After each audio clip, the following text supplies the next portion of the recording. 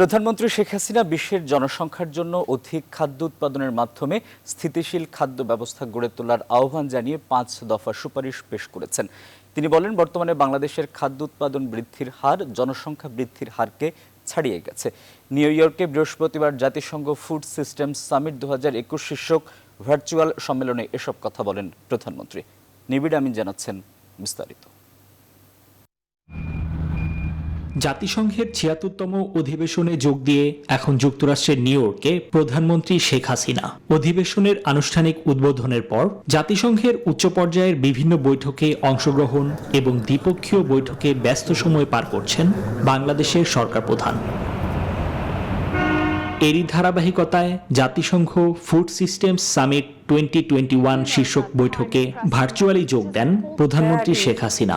বলেন, পর্যাপ্ত খাবার পাওয়া মানুষের মৌলিক অধিকার, সব নাগরিকের কল্যাণ ও সুস্বাস্থ্যের বিষয়েও এর সঙ্গে যুক্ত। বিশেষ গুরুত্ব দেন উৎপাদন বৃদ্ধি ও সবার খাদ্য নিরাপত্তা নিশ্চিতের উপর। The most urgent call of the hour is to eliminate vaccine divides between the rich and the poor. We need a new paradigm that will address inequality in a holistic manner. It has deep relations with the SDGs, such as poverty, hunger, gender equality, health, education, and job creation. Finally, we must create more opportunities for women and girls to act as a real change makers in our society. 5 দফা সুপারিশ তুলে ধরে শেখ হাসিনা একটি বৈশ্বিক জোট ও অংশীদারত্ব গড়ে তোলার পাশাপাশি দেশগুলোর মধ্যে সহযোগিতার মাধ্যমে খাদ্য হ্রাসের প্রয়োজনীয়তাও তুলে ধরেন। No single country can tackle this crisis alone. We need bold and concrete action at the global level. জাতিসংঘ মহাসচিব অ্যান্তোনিও গুতেরেসের সভাপতিত্বে এই বৈঠকে অংশ নেন বাংলাদেশের প্রধানমন্ত্রী শেখ হাসিনা সহ বিভিন্ন দেশের সরকার ও রাষ্ট্রপ্রধানরা। এর আগে তিনি নেদারল্যান্ডের রানী ম্যাক্সিমার সাথেও বৈঠক করেন। Desk report, news 24। বাংলাদেশের অভাবনীয় সাফল্যের প্রশংসা করেছেন জাতিসংঘের মহাসচিব অ্যান্তোনিও গুতেরেস। নিউ ইয়র্কে এক সংবাদ সম্মেলনে এই কথা জানান পররাষ্ট্রমন্ত্রী এ কে আব্দুল মোমেন। বৃহস্পতিবার জাতিসংঘ মহাসচিবের সাথে বৈঠক করেন প্রধানমন্ত্রী শেখ হাসিনা। পররাষ্ট্রমন্ত্রী জানান, বাংলাদেশের বিভিন্ন দিক উন্নয়নের জন্য মানবিকতার জন্য প্রশংসা করেন গুতেরেস। জাতিসংঘের বহু অর্জনের পেছনে শেখ হাসিনার মাধ্যমে বাংলাদেশের নেতৃত্ব রয়েছে। জাতিসংঘের শান্তিরক্ষা মিশনে ভূমিকার ক্ষেত্রে শীর্ষে রয়েছে বাংলাদেশ। সেই সাথে বাংলাদেশের নেয়া ইউএনডিপির প্রত্যেকটি প্রকল্পই সম্পন্ন হয়েছে বলেও উল্লেখ করেন পররাষ্ট্রমন্ত্রী। অ্যান্টনি গুটেরেসের সেখানে মিটিং হয়, সেখানে তারা মাননীয় প্রধানমন্ত্রী বাংলাদেশের প্রশংসা করে, বিভিন্ন দিক থেকে উন্নয়নের জন্য, মানবিকতার জন্য তারা খুব প্রশংসা করে। আমাদের পিস কিপিং ভালো করতেছে এবং আরো অন্যান্য জায়গায় আমাদের পিস কিপার যে দেশে কাজ করতেছে সেখানে they have created a brand name and a রেপুট।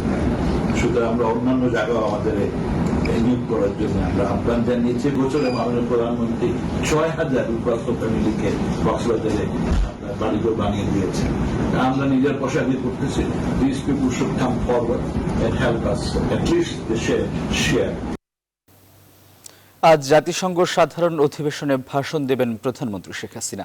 এ নিয়ে নিউ ইয়র্ক থেকে বিস্তারিত জানিয়েছেন সহকর্মী সুলতানা রহমান। দেবেন তিনি কোন কোন বিষয়ের উপর গুরুত্ব দিবেন সেই বিষয়ে আমি কিছু জানতে পেরেছি। তাতে করে প্রধানমন্ত্রী মূলত করোনা ভাইরাস মোকাবেলায় যে একটা ভ্যাকসিনের সমতার উপর সবার জন্য ধনী গরিব নির্বিশেষে যে সবাইকে ভ্যাকসিন দেওয়া প্রয়োজন, এটি মানুষের অধিকার, এই বিষয়টির উপর সবার সবচেয়ে বেশি গুরুত্ব দেবেন। জাতিসংঘ যদি সত্যিকার অর্থেই সবার জন্য একটা সমান পৃথিবী নিশ্চিত করার অঙ্গীকারবদ্ধ হয়ে থাকে, তাহলে আসলে এই ভ্যাকসিন বিশ্বের প্রতিটি মানুষের, তা ধনী হোক গরিব হোক, সবার সমান অধিকার, সেটি নিশ্চিত করার উপর তিনি জোর দিয়েছেন। তিনি যেমন আজকে খাদ্য সংকট এবং বিশ্বকে একটি খাদ্য নিরাপত্তা নিশ্চিত করার যে দিক নির্দেশনাগুলি তিনি দিয়েছেন, 5 দফা সুপারিশ করেছেন, সেই বিষয়গুলিও কিন্তু তার ভাষণে অন্তর্ভুক্ত থাকবে। এছাড়া বাংলাদেশের যে রোহিঙ্গা সংকট রয়েছে, সেই সংকট নিরসনে বিশ্ববাসী, বিশ্ব নেতৃবৃন্দ যেন কার্যকর পদক্ষেপ নেয়, রোহিঙ্গাদের পাশে দাঁড়ায়, সেই বিষয়গুলো তিনি তার বক্তব্যে তুলে ধরবেন।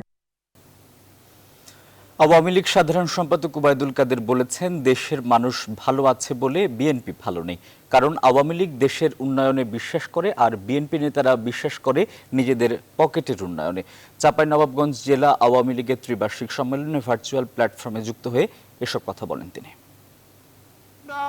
দেশের জন্য সুনাম কুড়িয়ে আনি, আর বিএনপি দেশের দুর্নাম করে। আজকে বিদেশিদের কাছে দেশকে তারা ছোট করে, বিদেশিদের কাছে কথায় কথায় নালিশ করে আজকে দেশের বিরুদ্ধে। আজকে এই দলটির নেতৃত্বহীন নেতা থাকে লন্ডনে টেমস নদীর ওপারে, ওখান থেকে ডাক দেয় আর এখানে আন্দোলনের হাঁক ডাক করে, অথচ বাস্তবে তাদের এই ডাক অন্তঃসার শূন্য। কাল থেকেই বিদেশগামী যাত্রীদের জন্য বিমানবন্দরে আরটিপিসিআর ল্যাবের কার্যক্রম শুরু হবে বলে জানিয়েছেন প্রবাসী কল্যাণমন্ত্রী ইমরান আহমদ। বৃহস্পতিবার দুপুরে হযরত শাহজালাল আন্তর্জাতিক বিমানবন্দরে ল্যাব স্থাপনের কাজ পরিদর্শন শেষে একথা জানান তিনি।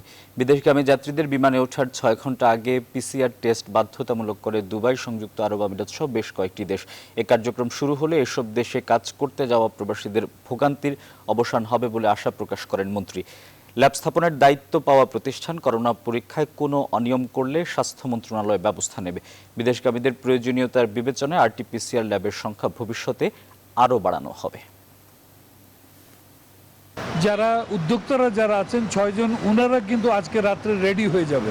এই পিসিআর টেস্ট না থাকার কারণে আপনার এয়ারলাইনরা দুবাই আর আবুধাবির ফ্লাইটগুলি কিন্তু প্যাসেঞ্জার বুকিং দিচ্ছিল না, আমি যতদূর জানি। এখন ওনারা আজকে রাত্রে যদি খবর পেয়ে যায়, তাহলে ওনারা কাল থেকে হয়তো বুকিং দেবে। তো ওনারা যেভাবে বলবে ওইভাবে আমরা করব। অ্যান্ড আই থিঙ্ক সেই হিসাবেই আমাদের লক্ষ্যটা থাকা উচিত। লক্ষ্য মেন হলো যে আমার ওয়ার্কাররা যাক। প্রায় 2 মাস ধরে সারা দেশে করোনায় আক্রান্ত ও মৃত্যুর হার নিম্নমুখী। শনাক্তের হার কম হওয়ায় হাসপাতালেও কমেছে নতুন রোগীর চাপ। 24 ঘন্টায় করোনা ও উপসর্গে কয়েক জেলায় প্রাণ হারিয়েছেন 16 জন। রাজশাহী মেডিকেলের করোনা ওয়ার্ডে 5 জনের মৃত্যু হয়েছে। ময়মনসিংহ মেডিকেল কলেজ হাসপাতালের করোনা ইউনিটে 4 জনের মৃত্যু হয়েছে। চট্টগ্রামের করোনা ডেডিকেটেড হাসপাতালে 3 জনের মৃত্যু হয়েছে। এছাড়া সাতক্ষীরায় 4 জন মারা গেছেন।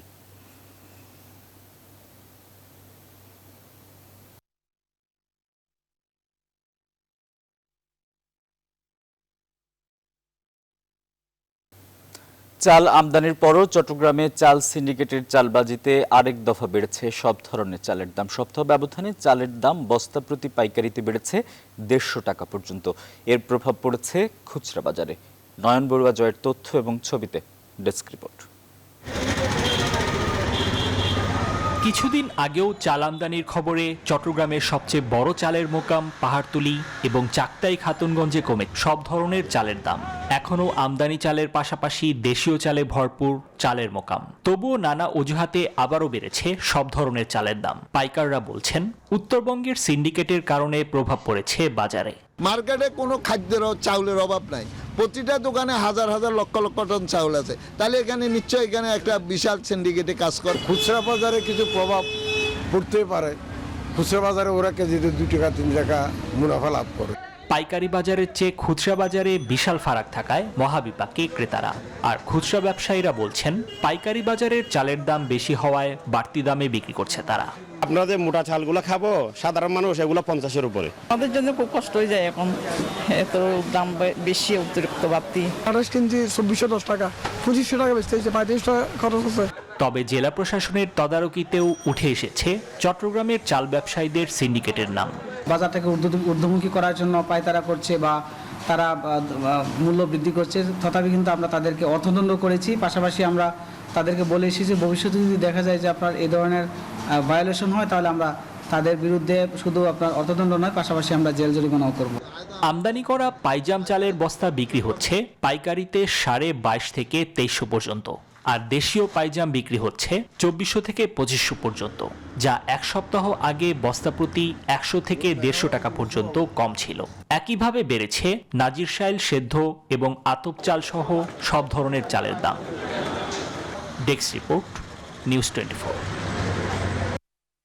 মানুষের জন্য ফাউন্ডেশনের লাইসেন্স বাতিলের দাবি জানিয়েছে হিন্দু মহাজোট। বৃহস্পতিবার দুপুরে ঢাকা রিপোর্টার্স ইউনিটি নসরুল হামিদ মিলনায়তনে সংবাদ সম্মেলনে এ দাবি জানান নেতারা। সংবাদ সম্মেলনে হিন্দু পারিবারিক আইন পরিবর্তন নয়, সংখ্যালঘু আইন প্রণয়নের দাবি জানানো হয়। এ সময় মানুষের জন্য ফাউন্ডেশনের প্রধান নির্বাহী শাহিন আনাম এবং ডেইলি স্টারের সম্পাদক মাহফুজ আনামকে বয়কট করার ঘোষণা দেন। হিন্দু পারিবারিক আইন পরিবর্তনের প্রস্তাবনার মধ্য দিয়ে সনাতন ধর্মাবলম্বীদের মধ্যে বিভেদ সৃষ্টির চেষ্টার অভিযোগে তাদের বিরুদ্ধে আইনি ব্যবস্থারও দাবি জানানো হয়। নিজেদের স্বার্থ চরিতার্থ করার জন্য এবং এই সনাতন ধর্মের যে একটা সম্মিলিত অবস্থা রয়েছে এবং সম্প্রীতির বন্ধন রয়েছে বিভিন্ন ভাব এবং বিভিন্ন মতের মধ্যে, তার মধ্যে বিভেদ সৃষ্টির জন্য বিদেশি অর্থায়নে তারা এই সরকারকে অস্থিতিশীল করা এবং বিশ্বের কাছে আন্তর্জাতিকভাবে এই সরকারকে ছোট করার জন্য তারা এটা গভীর ষড়যন্ত্র করছে। যে আইনের পরিবর্তন কিন্তু এখনই কোনো রকমের উচিত হবে না, সম্ভবও নয়। কারণ এই আইনের পরিবর্তন করতে গেলে সমাজের অনেক জায়গায় এর বিঘ্ন সৃষ্টি হবে, যেটা রোধ করার মতো ক্ষমতা কোনো সমাজপতির থাকবে না। আগামী বছরের জুলাই মাসে দেশের প্রথম পাতাল রেলের কাজ শুরু হবে। সেই লক্ষ্যে রাজধানীর বিমানবন্দর থেকে কমলাপুর পর্যন্ত মাটির নিচে এই মেট্রো প্রকল্পের সব রকম জরিপ শেষ হয়েছে বলে জানিয়েছেন মেট্রো রেলের ব্যবস্থাপনা পরিচালক। রূপগঞ্জের পিতলগঞ্জে 92 একর জমির উপর হবে পাতাল রেলের ডিপো। 2026 সালে ঢাকায় প্রথম মাটির নিচ দিয়ে মেট্রো রেল চলবে বলে আশা করছে কর্তৃপক্ষ। প্লাবন রহমানের রিপোর্ট। পৃথিবীর বিভিন্ন দেশে এরই মধ্যে মাটির নিচের রেল বেশ জনপ্রিয়। দেশে দেশে জনবহুল নগর জীবনে স্বস্তি এনে দিয়েছে পাতাল রেল। বাংলাদেশও হাঁটছে সে পথেই। ঢাকার গণপরিবহনের স্বস্তি আনতে উত্তরা থেকে মতিঝিল হয়ে কমলাপুর রুটের পাশাপাশি আরও 5টি মেট্রো রেল নির্মাণের উদ্যোগ নিয়েছে সরকার। তারই অংশ হিসেবে মেট্রো রেল 1 নামে প্রথম পাতাল রেল চলবে রাজধানীর বিমানবন্দর থেকে কমলাপুর পর্যন্ত। এরই মধ্যে শেষ হয়েছে সব রকম স্টাডি সার্ভে, সম্পন্ন হয়েছে বেসিক ডিজাইন, ডিটেইল ডিজাইনের কাজও শেষ হয়েছে 77 ভাগ। যে সবগুলো স্টাডি, সবগুলো সার্ভে এবং বেসিক ডিজাইন আমাদের সম্পন্ন হয়েছে। আমরা আশা করছি আগামী জুলাই 2022 মাসে এমআরটি লাইন 1 এর যে নির্মাণ কাজ, সেই নির্মাণ কাজ আমরা শুরু করব। কর্তৃপক্ষ জানিয়েছে এই মেট্রো রেলের লাইনটির 2টি অংশ থাকবে। প্রথম অংশটি মাটির নিচ দিয়ে ঢাকার বিমানবন্দর থেকে কমলাপুর পর্যন্ত 19.87 কিলোমিটার। পাতাল পথে স্টেশন থাকবে 12টি। অন্যদিকে নতুন বাজার থেকে পূর্বাচল পর্যন্ত 11.36 কিলোমিটার হবে উড়াল পথ। স্টেশন থাকছে 7টি। নতুন বাজারে থাকবে ইন্টারচেঞ্জ, যা ব্যবহার করে যাত্রীরা বিমানবন্দর থেকে পূর্বাচল এবং পূর্বাচল থেকে বিমানবন্দর যাতায়াত করতে পারবেন। দ্বিতীয় যে ভূমি অধিগ্রহণের কাজ, এটা প্রায় শেষ পর্যায়ে আছে। আমরা এখন দ্বিতীয় যে ভূমি উন্নয়ন, এই কাজটা করার জন্য আমরা 15 ফেব্রুয়ারি 2021 তারিখ আমরা ইউআই আহ্বান করেছি। ইউআই আহ্বান করার পরে আমরা যে আরএফপি ইস্যু করব, সেই আরএফপিটা আমরা জায়গা সম্মতির জন্য আমরা প্রেজেন্ট করেছি। আমরা আশা করি যে দ্রুতই আমরা থেকে পেয়ে যাব, জায়গা থেকে সম্মতি। এই রেল লাইন নির্মাণে খরচ ধরা হয়েছে 52,561 কোটি টাকা। রাজধানী ঢাকায় প্রথম পাতাল রেলের জন্য 25টি ট্রেন কেনা হবে বলে জানিয়েছে কর্তৃপক্ষ। প্রতিটি ট্রেনে থাকবে 8টি করে কোচ, আর এক একটি ট্রেনে একসাথে 3088 জন যাত্রী পরিবহন করা যাবে। পুরো পথে প্রতিদিন 8 লাখ যাত্রী পরিবহন সম্ভব বলে আশাবাদী ঢাকা মেট্রো রেল কর্তৃপক্ষ। প্লাবন রহমান, নিউজ 24, ঢাকা। সংবাদের সময় হলো একটা বিরতির, ফিরছে একটু পর, সঙ্গেই থাকুন। বিরতির পর আবারও স্বাগত, দেখছেন দিনের সংবাদ। ঠাকুরগাঁয়ে হঠাৎ বেড়েছে শিশু রোগীর সংখ্যা। প্রতিদিনই আধুনিক সদর হাসপাতালে ভর্তি হচ্ছে নতুন রোগী। শিশু ওয়ার্ডে বেড খালি না থাকায় মেঝে, বারান্দা ও গাছতলায়ও চিকিৎসা নিতে বাধ্য হচ্ছেন অনেকে। রোগীর চাপ বেড়ে যাওয়ায় চিকিৎসা সেবা দিতে হিমশিম খাচ্ছেন চিকিৎসক ও নার্সরা। আব্দুল লতিফ লিটুর তথ্য এবং ছবিতে ডেস্ক রিপোর্ট। এই চিত্র ঠাকুরগাঁওয়ের আধুনিক সদর হাসপাতালের। এইভাবেই গাছতলায় শিশুদের চিকিৎসা করাতে বাধ্য হচ্ছেন অনেক অভিভাবক। হঠাৎ করে শ্বাসকষ্ট, জ্বর, সর্দি, কাশি ও ডায়রিয়ায় আক্রান্ত শিশু রোগীর সংখ্যা বেড়ে যাওয়ায় এই হাসপাতালে শিশু ওয়ার্ডে শয্যা সংকট দেখা দিয়েছে। এ কারণে মেঝে, বারান্দা, এমনকি গাছতলাতেও রোগীতে ঠাসা। কিন্তু ভর্তি করেছি ঠিকই, অবশ্যই কিন্তু রাস্তায় গাছতলায় থাকতে হইতেছে। ভিতরে যাচ্ছি, কোনো নার্স কোনো কথা শুনে না, ডাক্তার সময় মতো আসে না, কোনো বেড নাই। চিকিৎসকরা বলছেন আবহাওয়া পরিবর্তনের কারণেই ডায়রিয়া, নিউমোনিয়া সহ বিভিন্ন রোগে আক্রান্ত হচ্ছে শিশুরা। অভিভাবকদের আতঙ্কিত না হয়ে সতর্কভাবে শিশুদের রাখার পরামর্শ দেন। আবহাওয়াজনিত কারণে আমাদের সাগরের রোগী বাড়ে এবং এখানে আমাদের সুবিধা কি সেন্ট্রাল অক্সিজেন আছে, তারপর ইঞ্জেকশন, অ্যান্টিবায়োটিক সাপ্লাই আছে, স্টেরয়েড সাপ্লাই আছে, ওষুধ পর্যাপ্ত পাচ্ছে। এই হাসপাতালের ধারণ ক্ষমতার চেয়ে প্রতিদিন অধিক শিশুকে চিকিৎসা সেবা দিতে হিমশিম খেতে হচ্ছে চিকিৎসক ও নার্সদের। নানা প্রতিকূলতার মাঝেও শিশুদের চিকিৎসা সেবা নিশ্চিতে সব ধরনের চেষ্টা অব্যাহত আছে বলে জানালেন সিভিল সার্জন। এখানে আমাদের যে বেড সংখ্যা আছে সেই তুলনায় বাচ্চার সংখ্যা অনেক বেশি, তারপরেও তাদেরকে আমরা কিন্তু যথাযথভাবে রেখেই চিকিৎসা সেবা দিচ্ছি। সাধারণত এই হাসপাতালের শিশু ওয়ার্ডে 60 থেকে 70 জন ভর্তি থাকলেও বর্তমানে চিকিৎসা নিচ্ছেন প্রায় 200 শিশু রোগী। Text report, news 24। দুর্গাপূজা ঘনিয়ে আসায় প্রতিমা তৈরিতে ব্যস্ত সময় পার করছেন টাঙ্গাইলের কারিগররা। একই সাথে চলছে মণ্ডপ সাজসজ্জার কাজও। কারিগরদের অভিযোগ, করোনার কারণে এবার প্রতিমা তৈরি কম হচ্ছে, আবার মজুরিও কম পাচ্ছেন। আয়োজকরা বলছেন শতভাগ স্বাস্থ্যবিধি মেনে উৎসব পালন করা হবে। আতিকুর রহমানের তথ্য এবং ছবিতে ডেস্ক রিপোর্ট। আগামী 11 অক্টোবর ষষ্ঠী পূজার মধ্য দিয়ে শুরু হবে 5 দিনব্যাপী হিন্দু সম্প্রদায়ের সবচেয়ে বড় উৎসব শারদীয় দুর্গাপূজা। এই দুর্গা উৎসবকে সামনে রেখে প্রতিমা তৈরিতে ব্যস্ত টাঙ্গাইলের কারিগররা। রাত দিন পরিশ্রম করে নিপুণ হাতে তৈরি করছেন দেবী দুর্গা, লক্ষ্মী, সরস্বতী, গণেশ ও কার্তিক। কারিগররা বলছেন প্রতি বছর বিভিন্ন মন্দিরে গিয়ে প্রতিমা তৈরি করলেও করোনার কারণে 2-1 বছর ধরে পাল্টে গেছে সে চিত্র। নিজ নিজ বাড়িতে প্রতিমা তৈরি করে পূজা শুরুর আগের দিন পৌঁছে দেবেন মন্দিরগুলোতে। এবার প্রতিমার চাহিদা কম থাকায় মজুরি কম। সামনে আমাকে দুর্গাপূজা, আমরা মাটির কাজ নিয়ে ব্যস্ত আছি। গত বছর তো করোনার জন্য সেভাবে কাজ করতে পারি নাই, এবছর করোনা একটু ভালো, তো এবছর একটু ভালোভাবে কাজ করতে পারতাছি। পুজো এসে গেছে, আমাদের অনেক রাত জায়গায় কাজ করতে হয়। করোনার জন্য আমাদের পূজাটা হয়েছে, এবার যাতে সুন্দরভাবে পূজাটা হয় সরকারের কাছে এটাই আমাদের আবেদন। প্রতিমা তৈরির পাশাপাশি মণ্ডপগুলোতে চলছে সাজসজ্জার কাজ। আয়োজকরা জানান প্রতিটি মণ্ডপে দর্শনার্থী সহ সকলের জন্য শতভাগ স্বাস্থ্যবিধি নিশ্চিতে নানা উদ্যোগ নেওয়া হয়েছে। পূজা উদযাপন পরিষদের পক্ষ থেকেও প্রত্যেকটি পূজা মণ্ডপে প্রতিদিনই আমাদের ছেলেপেলেরা যায় এবং সেখানে একটা খাতা থাকে, সেই খাতায় তারা সিগনেচার করে আসে এবং সেখানে কোনো সুবিধা অসুবিধা আছে কিনা এটা তারা লক্ষ্য করে। দুর্গাপূজা উপলক্ষে প্রশাসনের পক্ষ থেকে নেওয়া হয়েছে ব্যাপক নিরাপত্তামূলক ব্যবস্থা। নিরাপত্তার দিক দিয়ে যাতে কোনো ধরনের ঘাটতি না হয়, প্রতিবারের নিয়ে এইবারও আমরা সেই ধরনের ব্যবস্থা নিচ্ছি এবং আমাদের কাছে মনে হয়েছে যে টাঙ্গাইলে কখনো পূজা নিয়ে কোনো অপ্রীতিকর ঘটনা ঘটে নাই, আমরা এইবারও ঘটতে দিব না। টাঙ্গাইলে 1000-এরও বেশি মণ্ডপে শারদীয় দুর্গাপূজা অনুষ্ঠিত হবে। Desk report, news 24। সংবাদের সময় হলো আরও একটা বিরতির, ফিরছে একটু পর, সঙ্গেই থাকুন। বিরতির পর আবারও স্বাগত, দেখছেন দিনের সংবাদ। এবারে ফার্স্ট সিকিউরিটি ইসলামী ব্যাংক অর্থ বাণিজ্যের সংবাদ।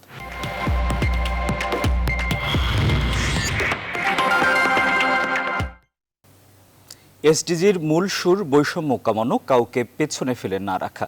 2030 সাল নাগাদ এমন ভারসাম্যপূর্ণ বাংলাদেশ গড়তে চায় সরকার। অথচ দেশের অনানুষ্ঠানিক খাতে কর্মরত 86% শ্রমিক এখন অরক্ষিত।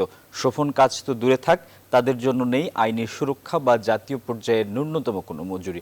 বিশ্লেষকরা বলছেন এই বিপুল শ্রমশক্তির জন্য অন্তর্ভুক্তিমূলক প্রশিক্ষণ, কর্মপরিবেশ, নিরাপত্তা ও আয় বর্ধনের সুযোগ করা না গেলে বাধাগ্রস্ত হবে এলডিসি গ্র্যাজুয়েশন ও সত্যিকারের উন্নয়ন অগ্রযাত্রা।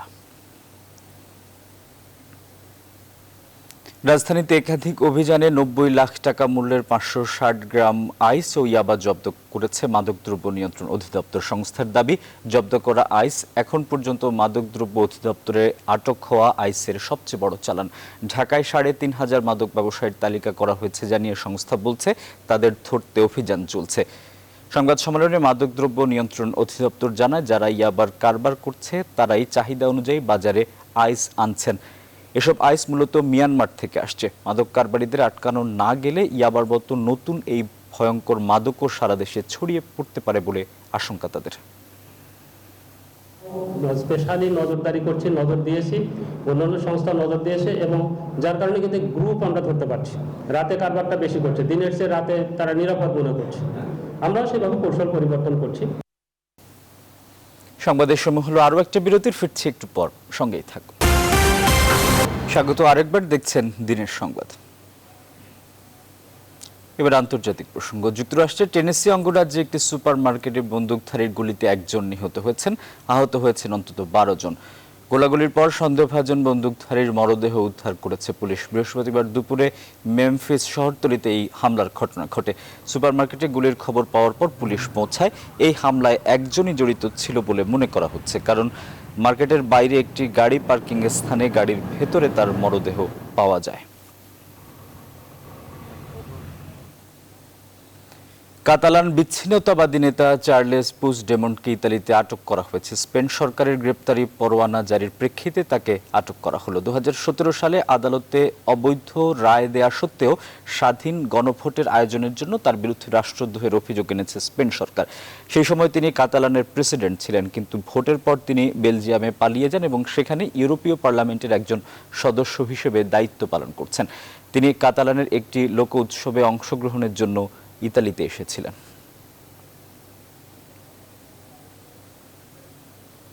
শরৎ উৎসবের খবর দিয়ে শেষ করব। ঋতুরাজ্যে শরৎ আসে অন্তহীন রূপের খেলা নিয়ে। বর্ষণ শেষে রঙের খেলায় প্রাণ ফিরে পায় প্রকৃতি। মহামারীর ক্ষিপ্রতা কাটিয়ে প্রকৃতির এই শুভ্রতা বরণ করে নিল সত্যেন সেন শিল্পগোষ্ঠী। শিল্পকলা একাডেমির উন্মুক্ত মঞ্চে বসে আসর। সুকন্যা আমির জানাচ্ছেন বিস্তারিত।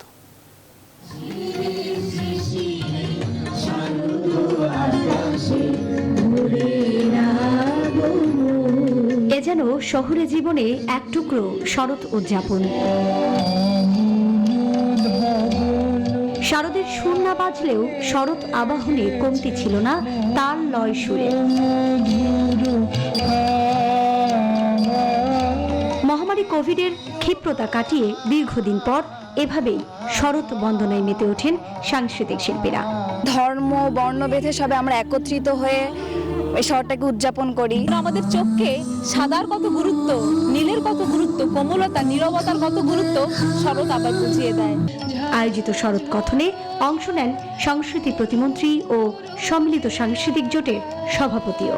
বাঙালির যে নিজস্বতা, সেগুলোর অনেক উপাদান আছে। তার মধ্যে নিশ্চয়ই আমাদের এই 6টি ঋতু, 12টি মাস এবং ঋতুর পরিবর্তন, এগুলো খুবই গুরুত্বপূর্ণ। শিউলি ফুল এবং কাশফুল দেখলে আর আকাশে পেজ নীল মেঘ দেখলেই বুঝলে শরৎকাল আমাদের এসে গেছে। সেই শরতের উৎসব আপনারা যারা এসেছেন, আপনাদের অভিনন্দন। শারদীয় উৎসবের ঢাকের উৎসবে শব্দ বাজে কানে।